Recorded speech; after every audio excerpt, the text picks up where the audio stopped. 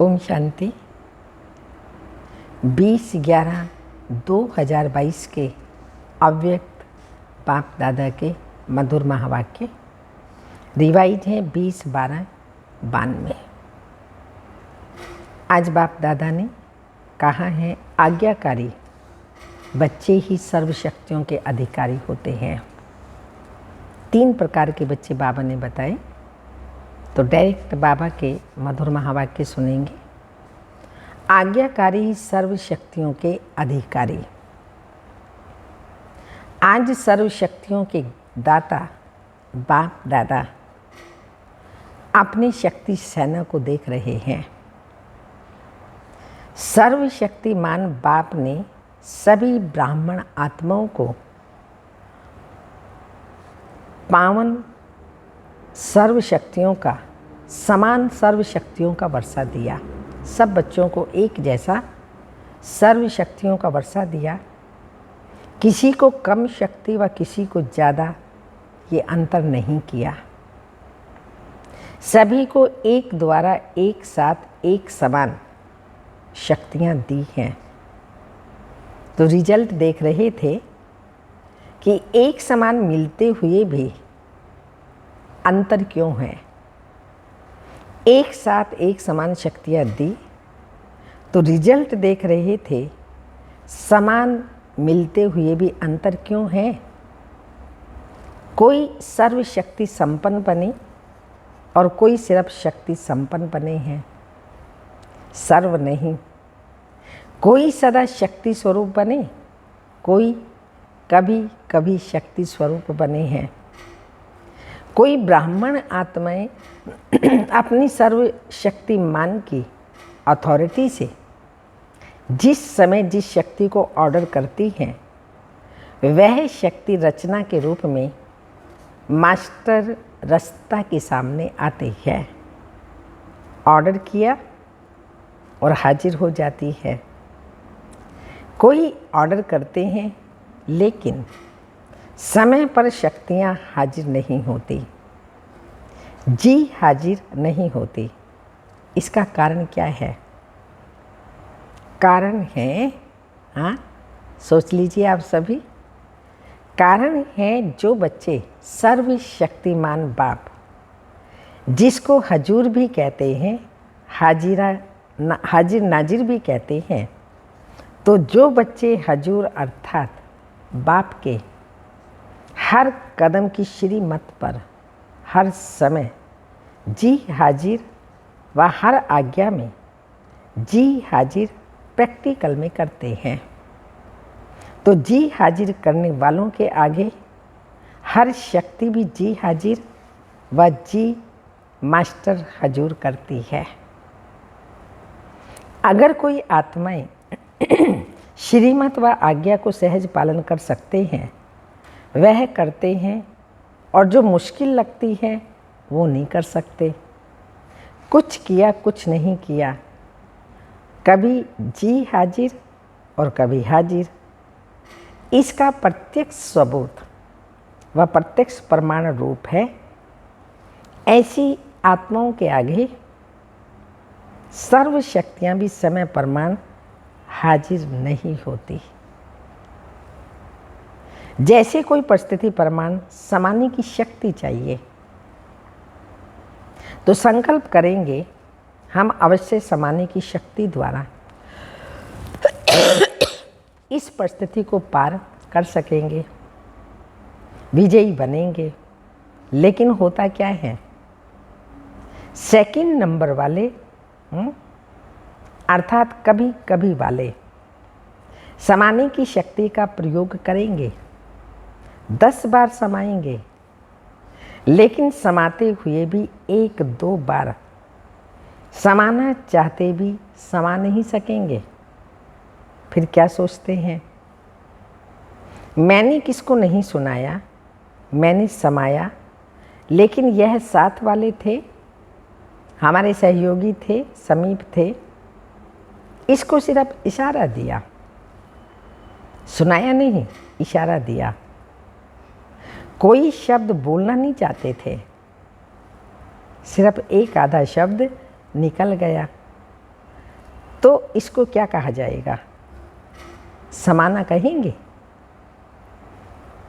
10 के आगे तो समाया और 1, 2 के आगे समा नहीं सकते, तो इसको क्या कहेंगे? समाने की शक्ति ने ऑर्डर माना, जबकि अपनी शक्ति है। हाँ, सर्व शक्तियाँ मेरी अपनी शक्ति हैं। बाबा ने ये मुझे प्रॉपर्टी दी है तो मेरी अपनी प्रॉपर्टी है। बाप ने वर्षे में दिया है तो बाप का वर्षा सो बच्चों का वर्षा हो जाता है। अपनी शक्ति अपने काम में ना आए तो इसको क्या कहा जाएगा? अपनी चीज़ है, अपने काम में नहीं आती तो क्या कहा जाएगा? ऑर्डर मानने वाले या ऑर्डर ना मानने वाले कहा जाएगा। आज बाप दादा सर्व ब्राह्मण आत्माओं को देख रहे थे कि कहाँ तक सर्व शक्तियों के अधिकारी बने हैं। अगर अधिकारी नहीं बने तो उस समय परिस्थिति के अधीन बनना पड़े। बाप दादा को सबसे ज़्यादा रहम उस समय आता है जब बच्चे कोई भी शक्ति को समय पर कार्य में नहीं लगा सकते।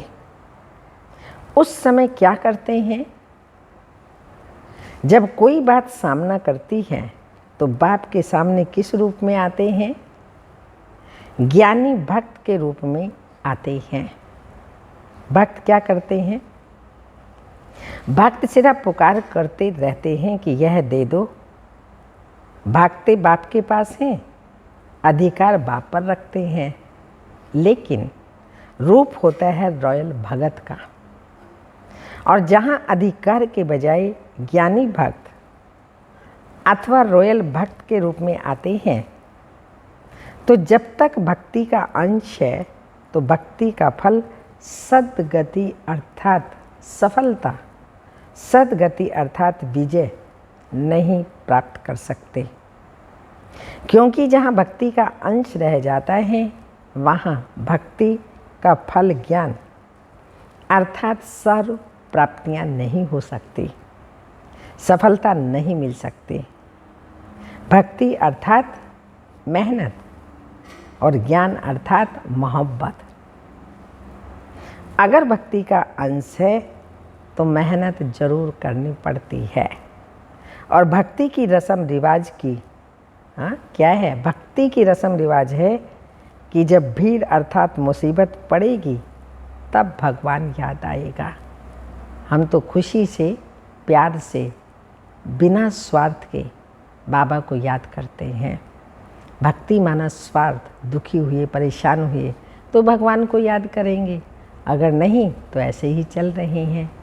यहाँ पर हम खुशी से, प्यार से, निस्वार्थ मोहब्बत से जब बाबा को याद करते हैं तो मुसीबतें, परिस्थितियाँ, प्रॉब्लम आती हैं, लेकिन वो देखती हैं ये परमात्मा के लव में लीन हैं, बिजी हैं, तो विघ्न भी चले जाते हैं और हम विघ्न विनाशक बन जाते हैं। तो इसलिए बाबा ने कहा मुसीबत से नहीं, मोहब्बत से याद करो। जब भी मुसीबत पड़ेगी तब भगवान याद आएगा, नहीं तो अलबेले रहेंगे। ज्ञानी भक्त भी क्या करते हैं? तो ज्ञानी भक्त भी क्या करते हैं? जब कोई विघ्न आएगा तो विशेष याद करेंगे। एक है सेवा प्रति याद में बैठना और दूसरा है स्व की कमजोरी को भरने के लिए याद में बैठना। तो दोनों में अंतर है। जैसे अभी भी विश्व पर अशांति का वायुमंडल है तो सेवा प्रति संगठित रूप में विशेष याद के प्रोग्राम बनाते हो, वह अलग बात है। वह तो दाता बन देने के लिए करते हो, वह मांगने के लिए नहीं करते हो, औरों को देने के लिए करते हो। तो वह हुआ सेवा प्रति। लेकिन अपनी कमजोरी भरने के प्रति समय पर विशेष याद करते हो और वैसे अलवेलेपन की याद होती है। याद होती है, भूलते नहीं हो, लेकिन अलबेलेपन की याद आती है। हम तो हैं ही बाबा के, अलबेलापन क्या है? याद तो नहीं करते हैं लेकिन सोचते हैं हम तो हैं ही बाबा के, और है ही कौन, बाबा के सिवाय मेरा है ही कौन। लेकिन यथार्थ शक्तिशाली याद का प्रत्यक्ष प्रमाण समय प्रमाण शक्ति हाजिर हो जाए। कितना भी कोई कहे मैं तो याद में रहती हूँ, वाह रहता ही हूँ, लेकिन याद का स्वरूप है, हम शिव बाबा को याद कर रहे हैं, याद का स्वरूप है सफलता, विजय। ऐसे नहीं कि जिस समय याद में बैठते उस समय खुशी भी अनुभव होती है, शक्ति भी अनुभव होती है, और जब कर्म में संबंध में आते उस समय सदा सफलता नहीं होती, तो उनको कर्म योगी नहीं कहा जाएगा। शक्तियाँ शस्त्र हैं, और शस्त्र किस समय के लिए होता है? शस्त्र सदा समय पर काम में लाया जाता है ना। तो यथार्थ याद अर्थात सर्व शक्ति संपन्न सदा शक्तिशाली शस्त्र हो। परिस्थिति रूपी दुश्मन आया और शस्त्र काम में ना आए तो इसको क्या कहा जाएगा? शक्तिशाली या शस्त्रधारी कहेंगे। हर कर्म में याद अर्थात सफलता हो, इसको कहा जाता है कर्म योगी। सिर्फ बैठने के टाइम के योगी नहीं हो। आपके योग का नाम बैठा बैठा योगी है या कर्म योगी नाम है? कर्म योगी हो ना, निरंतर कर्म और निरंतर कर्म योगी हो। जैसे कर्म के बिना एक सेकंड भी रह नहीं सकते, चाहे सोए हुए हों तो वह भी सोने का कर्म तो कर रहे हो ना। तो जैसे कर्म के बिना रह नहीं सकते, वैसे हर कर्म योग के बिना कर नहीं सकते। इसको कहा जाता है कर्म योगी। ऐसे नहीं समझो बात ही ऐसी थी ना, सर्कमस्टांस ही ऐसे थे, समस्या ही ऐसी थी, वायुमंडल ही ऐसा था, यही दुश्मन है और उस समय कहो दुश्मन आ गया, इसलिए तलवार चला ना सके, तलवार काम में लगा ना सकें, या तलवार याद ही नहीं आए, या tलवार ने काम ही नहीं किया, तो ऐसे को क्या कहा जाएगा? शस्त्रधारी। शक्ति सेना हो तो सेना की शक्ति क्या होती है? शस्त्र। और शस्त्र हैं कौन से? शस्त्र हमारे कौन से हैं? सर्व शक्तियाँ। तो रिजल्ट क्या देखा? मेजॉरिटी सदा समय पर सर्व शक्तियों को ऑर्डर पर चला सके, इसमें कमी दिखाई दी। समझते भी हैं लेकिन सफलता स्वरूप में समय प्रमाण तो शक्तिहीन बन जाते हैं, या थोड़ा सा असफलता का अनुभव कर फौरन सफलता की और चल पड़ते हैं। तो 3 प्रकार के देखे। एक है उसी समय दिमाग द्वारा समझते हैं कि ये ठीक नहीं है, जो हम कर्म कर रहे हैं अगर गलत कर्म है तो उसी टाइम समझते हैं ये ठीक नहीं है, नहीं करना चाहिए, लेकिन उस समय को शक्ति स्वरूप में बदल नहीं सकते। दूसरे जो समझते भी हैं लेकिन समझते हुए भी समय व समस्या पूरी होने के बाद सोचते हैं, वो थोड़े समय में सोचते हैं और वह पूरा होने के बाद सोचते हैं। तीसरा नंबर है महसूस ही नहीं करते कि ये रॉन्ग है, सदा अपने रॉन्ग को राइट ही सिद्ध करते हैं, अर्थात सत्यता की महसूसता शक्ति नहीं है। तो अपने को चेक करो, मैं कौन हूँ। तो बाप दादा ने देखा वर्तमान समय के प्रमाण सदा और सहज सफलता किन बच्चों ने प्राप्त की है, उसमें भी अंतर है। एक है सहज सफलता प्राप्त करने वाले और दूसरे हैं मेहनत और सहज दोनों के बाद सफलता पाने वाले। तो सहज और सदा सफलता प्राप्त करते हैं, उनका मूल आधार क्या देखा? जो आत्मा ही सदा स्वयं में निर्माण चित्त की विशेषता से चलाते रहते हैं, स्वयं निर्माण चित्त रहते हैं, वही सहज सफलता को प्राप्त होते आए हैं। निर्माण शब्द एक है, लेकिन निर्माण स्थिति का विस्तार और निर्माण स्थिति के समय प्रमाण प्रकार हैं, वह बहुत है। उस पर फिर कोई समय सुनाएंगे, लेकिन यह याद रखना कि निर्माण बनना ही स्वमान है, निर्माण बनना ही स्वमान है और सर्व द्वारा मान प्राप्त करने का सहज साधन निर्माण बनना झुकना नहीं है, लेकिन सर्व को अपनी विशेषता और प्यार से झुकाना है। समझा? सभी ने रिजल्ट सुनी। समय आपका इंतजार कर रहा है और आप क्या कर रहे हो? आप समय का इंतजार कर रहे हो। मालिक के बालक होना तो समय आपका इंतजार कर रहा है कि यह मेरे मालिक मुझ समय को परिवर्तन करेंगे। समय हमारी रचना है, हम रचयिता है, तो हम समय का इंतजार नहीं करें, परंतु समय आने से पहले अपना इंतजाम करें। और इंतजाम क्या है? अपनी स्थिति संपन्न बनाए, संपूर्ण बनाए, बाप समान फरिश्ता बने। तो इसलिए बाबा ने कहा समय आपका इंतज़ार कर रहा है। वो इंतज़ार कर रहा है और आपको इंतजाम करना है, इंतजार नहीं करना है। सर्व को संदेश देने का और समय को संपन्न बनाने का इंतजाम करना है। जब दोनों कार्य संपन्न हो तब समय का इंतजार पूरा हो। तो ऐसा इंतजाम सब कर रहे हो। किस गति से कर तो रहे हैं, लेकिन कौन सी गति से? समय को देख आप भी कहते हो कि बहुत फास्ट समय बीत रहा है। सबसे गति है समय की फास्ट गति। ऐसे फास्ट गति से बीतता है। वर्ष शुरू होता है, पता ही नहीं पड़ता है कब सारे पूरा का पूरा वर्ष हो गया। महीना आता है कैसे चला जाता है पता ही नहीं, सप्ताह आता है कैसे चला जाता है पता नहीं। तो बाबा ने कहा समय की फास्ट गति। तो ऐसा इंतजाम सब कर रहे हो ना, किस गति से?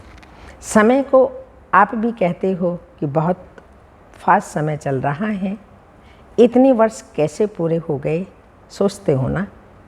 अव्यक्त बाप की पालना को कितने वर्ष हो गए, कितना फास्ट समय चला। तो आपकी गति क्या है?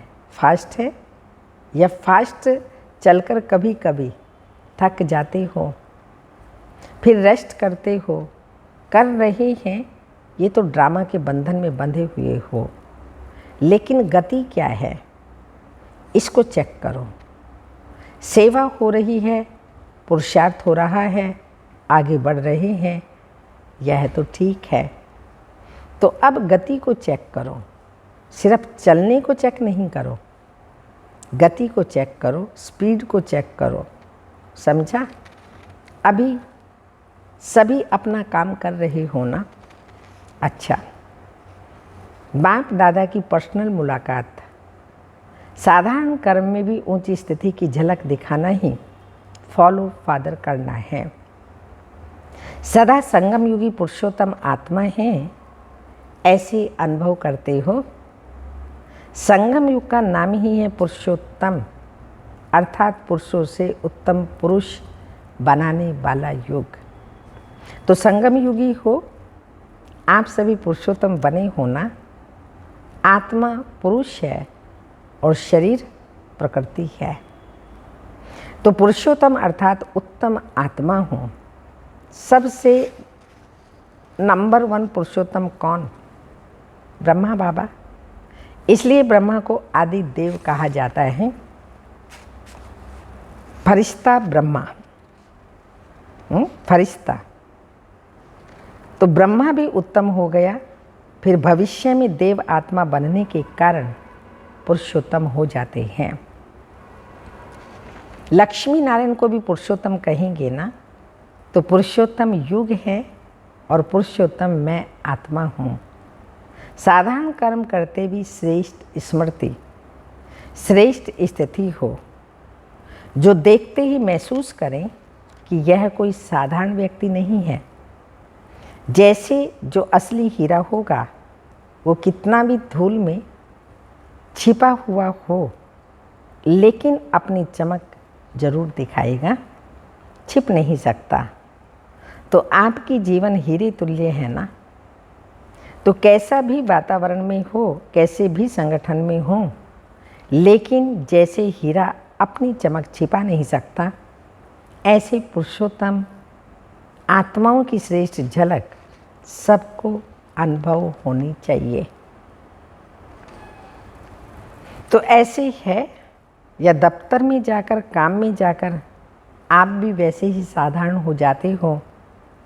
अभी गुप्त में हो, काम भी साधारण, लेकिन पांडवों को गुप्त रूप में दिखाया है। गुप्त रूप में राजाई नहीं की, सेवा की है। तो दूसरों के राज्य में गवर्नमेंट सर्वेंट कहलाते हो ना। चाहे कितना भी बड़ा ऑफिसर हो, लेकिन गवर्नमेंट ही है ना। तो गुप्त रूप में आप सब सेवाधारी हो, लेकिन सेवाधारी होते भी पुरुषोत्तम हो। तो वह झलक और फलक दिखाई दे। जैसे ब्रह्मा बाप अव्यक्त साधारण तन में होते भी पुरुषोत्तम अनुभव होता था। सभी ने सुना है ना, देखा है या सुना है। अभी भी अव्यक्त रूप में भी देखते हो। साधारण में पुरुषोत्तम की झलक है, तो फॉलो फादर है ना। ऐसे नहीं कि साधारण काम कर रही हैं, माताएं खाना बना रही हैं, कपड़े धुलाई कर रही हैं, काम साधारण है, लेकिन स्थिति साधारण नहीं, स्थिति महान हो। ऐसे हैं, या साधारण काम करते साधारण बन जाते हो, जैसे दूसरे वैसे हम नहीं। चेहरे पर वो श्रेष्ठ जीवन का प्रभाव होना चाहिए। यह चेहरा ही दर्पण है, इसी से ही आपकी स्थिति को देख सकते हैं, महान है या साधारण है। यह इसी चेहरे के दर्पण से देख सकते हैं। स्वयं भी देख सकते हो और दूसरे भी देख सकते हैं। तो ऐसे अनुभव करते हो, सदैव स्मृति और स्थिति श्रेष्ठ हो। स्थिति श्रेष्ठ है तो झलक ऑटोमेटिक श्रेष्ठ होगी। जो समान स्थिति वाले हैं वो सदा बाप के साथ रहते हैं।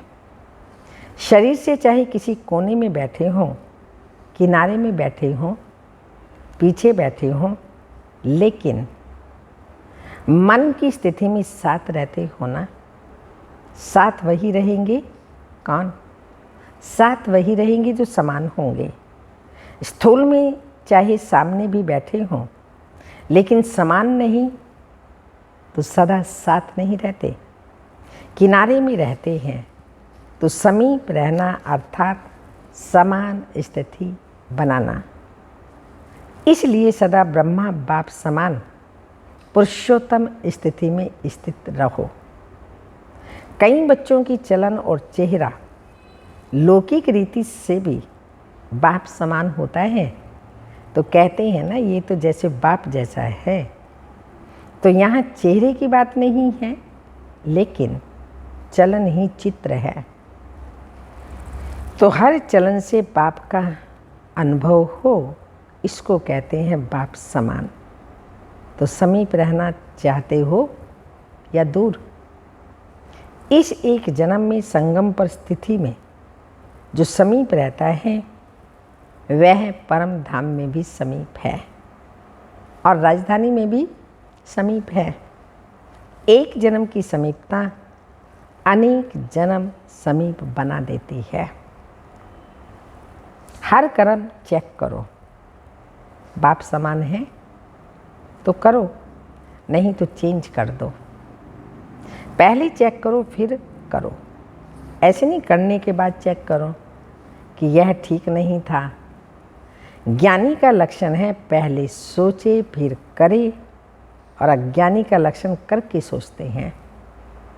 तो आप ज्ञानी तो आत्मा हो ना, या कभी कभी भक्त बन जाते हो।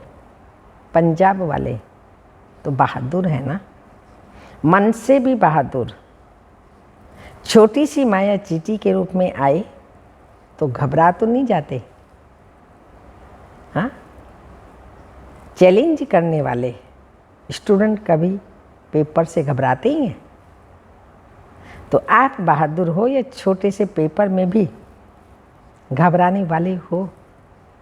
जो योग्य स्टूडेंट होते हैं वो आह्वान करते हैं, परीक्षाओं का, पेपर्स का आह्वान करते हैं, जल्दी से पेपर हों और क्लास आगे बढ़े। जो कमज़ोर होते हैं वो सोचते हैं डेट आगे बढ़े। तो आप तो होशियार हो ना। ये निश्चय पक्का हो कि हम, कौन सा निश्चय पक्का हो? कि हम ही कल्प कल्प के विजयी हैं और हम ही बार बार बनेंगे। इतना पुरुषार्थ किया है, आप नहीं बनेंगे तो कौन बनेगा? तो यही स्मृति रहे, हम नहीं बनेंगे तो कौन बनेगा? भगवान कह रहा है आप नहीं बनेंगे तो कौन बनेगा? आप ही विजयी बने थे, विजयी बने हैं और विजयी रहेंगे। विजयी शब्द बोलने से कितनी खुशी होती है, चेहरा बदल जाता है। जो सदा विजयी रहते हो वो कितना खुश रहते हैं। इसलिए जब भी कोई किसी भी क्षेत्र में विजय प्राप्त करता है तो खुशी के बाजे बजते हैं। आपके तो सदा ही बाजे बजते हैं, कभी भी खुशी के बाजे बंद ना हो। आधा कल्प के लिए रोना बंद हो गया। जहाँ खुशी के बाजे बजते हैं वहाँ पर रोना नहीं होता।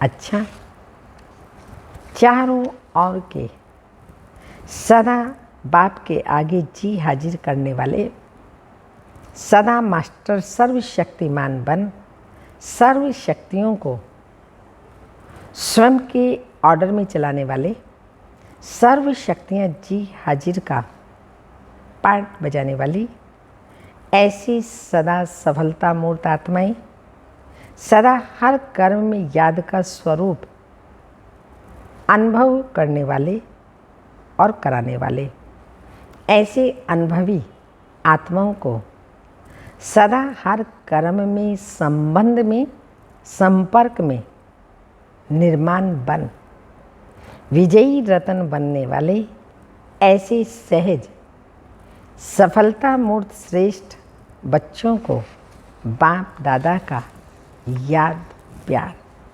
Good morning, diamond morning. रूहानी बाप का रूहानी बच्चों को नमस्ते। हम रूहानी बच्चों की रूहानी माता पिता बाप दादा को याद प्यार। Good morning, diamond morning. ओम नमस्ते। वरदान है आज का, देह अहंकार व अभिमान के सूक्ष्म अंश का भी त्याग। देह अहंकार व अभिमान के सूक्ष्म अंश का भी त्याग करने वाले आकारी सो निराकारी भव। कईयों का मोटे रूप में देह के आकार में लगा हुआ अभिमान नहीं है लेकिन देह के संबंध से अपने संस्कार विशेष हैं, बुद्धि विशेष है, गुण विशेष है, कलाएं विशेष हैं, कोई शक्ति विशेष है, उसका अभिमान अर्थात अहंकार, नशा, रोग, ये सूक्ष्म देही अभिमान है। तो यह अभिमान कभी भी आकारी फरिश्ता निराकारी बनने नहीं देगा। इसलिए इसके अंश मात्र का भी त्याग करो तो सहज ही आकारी सो निराकारी बन सकेंगे।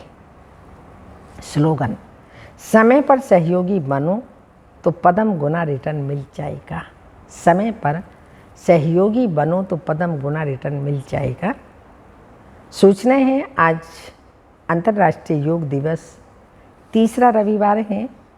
सायं 6:30 से 7:30 बजे तक सभी भाई बहनों को योग अभ्यास में यही शुभ संकल्प करें कि मुझ आत्मा द्वारा पवित्रता की किरणें निकलकर सारे विश्व को पावन बना रही हैं। मैं मास्टर पतित पावनी हूँ। अव्यक्त इशारे हैं, समय पर प्रमाण, सर्कमस्टांस प्रमाण, समस्या प्रमाण।